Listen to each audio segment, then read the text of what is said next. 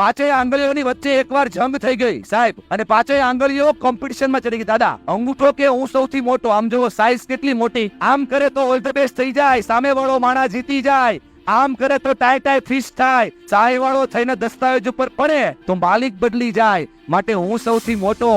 બાજુવાળી આંગળીએ હાકલ કરી કે એવું ના હોય ભાઈ, અમે ખાલી આમ વોટ દબાવીએ, બ્લુ કલર નું બટન દબાવીએ, 5 વર્ષે આમ ક્લિક કરીએ ને તો દેશનો રાજા બદલી નાખીએ, માટે અમે સૌથી મોટા. બાજુવાળી આંગળીએ કીધું કે એવું ના હોય, સાઈઝ જોઈ લે અમારી સૌથી મોટી, આકલ જોઈ લે અમારી સૌથી મોટી, મોભો જોઈ લે અમારો સૌથી મોટો, માટે અમે સૌથી મોટા. રચલી આંગળીએ કીધું એવું ના હોય, રાજા બનાવી દો પણ તિલક જ ન થાય તો, માટે અમે સૌથી મોટા.